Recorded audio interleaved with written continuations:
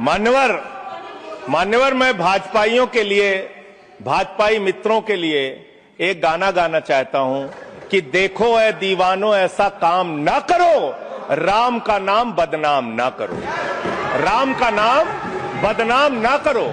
इस जी राम जी योजना के नाम पे पूरे देश में आप लोगों का जो भ्रष्टाचार है, हम नहीं चाहते कि वो हमारे आराध्य भगवान श्री राम के साथ जुड़े। आप वो भ्रष्टाचार, वो चोरी, वो सारे कुछ लूटखोरी वो जोड़ना चाहते, कमीशन खोरी राम जी के नाम से, राम जी के नाम से जोड़ना चाहते हैं।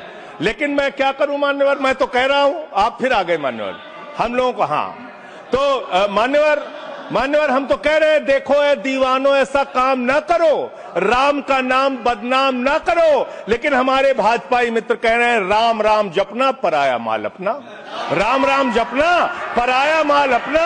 इनका ध्यान लूटखोरी और भ्रष्टाचार में लगा हुआ है। इस कानून में क्या लिखा हुआ मान्यवर, इस कानून में लिखा हुआ है, इस कानून में लिखा हुआ है मान्यवर, इसमें लिखा हुआ है कि 40% हिस्सा राज्य सरकारें देंगी, 60% हिस्सा केंद्र सरकार देगी।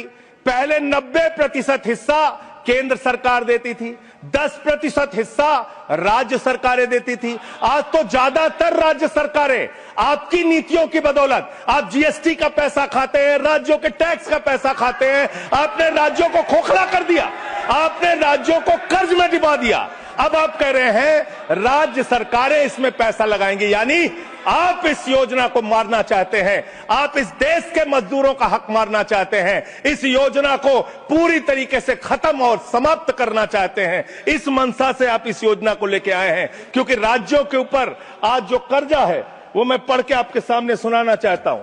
तमिलनाडु 8,34,000 करोड़ रुपए, उत्तर प्रदेश 7,69,000 करोड़ रुपए, महाराष्ट्र 7,22,000 करोड़ रुपए, पश्चिम बंगाल 6,58,000 करोड़ रुपए, कर्नाटक 5,57,000 करोड़ रुपए, राजस्थान 5,62,000 करोड़ रुपए, आंध्र प्रदेश 4,85,000 करोड़ रुपए, गुजरात 4,67,000 करोड़ रुपए, केरल 4,29,000 करोड़ रुपए, मध्य प्रदेश 4,18,000 करोड़ रुपए, तेलंगाना 3,89,000 करोड़ रुपए, बिहार 3,19,000 करोड़ रुपए।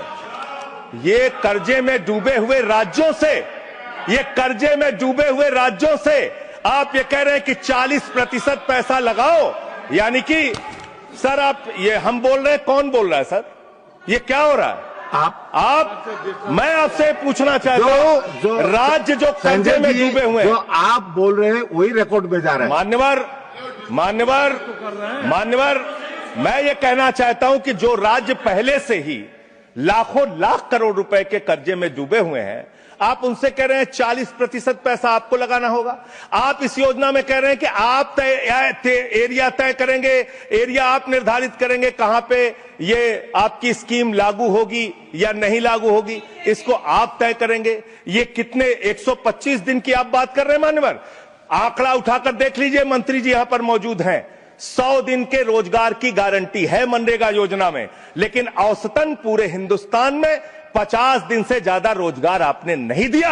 आपने मजदूरों के साथ धोखा करने का काम किया। और आंकड़े ये बताते हैं कि आपका जो बजट का निर्धारण होता है 12 करोड़ लोगों के लिए 267 रुपए के हिसाब से अगर आप मजदूरी निर्धारित करते हैं तो करीब करीब 3,13,000 करोड़ रुपए बनती है।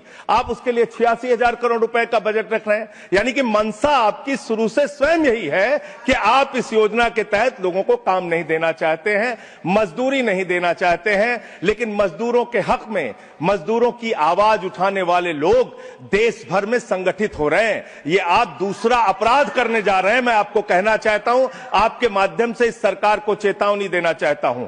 कौन सी हक की लड़ाई लड़ रहे हैं महराज मलिक, जो हमारा विधायक है जम्मू कश्मीर का, वो जमीन के हक की लड़ाई लड़ रहा था, मजदूर के हक की लड़ाई लड़ रहा था। आपने उसको पीएसए का कानून लगा के जेल में डाल दिया।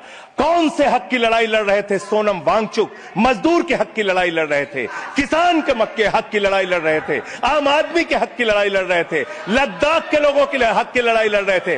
उस सोनम वांगचुक को, जो एक पढ़े लिखे प्रतिष्ठित व्यक्ति हैं, उनको आपने पकड़कर जेल में डालने का काम किया। आप पूरे देश में आप पूरे देश में जबरदस्ती मामला है जी, तो ये रिकॉर्ड में नहीं जाएगा। क्यों नहीं जाएगा सर? क्यों नहीं जाएगा सर? मजदूर के लिए लड़ने वाले क्यों नहीं जाएगा? मैटर जो सर है क्यों नहीं जाएंगे? वो रिकॉर्ड में नहीं जाएगा। आगे बोले सर, आगे बोले सर।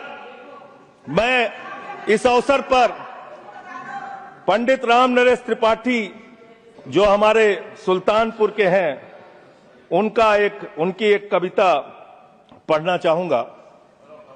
ना मंदिर में, ना मस्जिद में, ना गिरजे के आसपास में, ना पर्वत पर, ना नदियों में, ना घर बैठे, ना प्रयास में, ना कुंजों में, ना उपवन में, शांति भवन या सुख निवास में, ना गाने में, ना बाने में, ना आशा में, ना ही हास में, ना छंदों में, ना प्रबंध में, ना अलंकार, ना अनुप्रास में, खोज ले कोई राम मिलेगा दीन जनों की भूख प्यास में।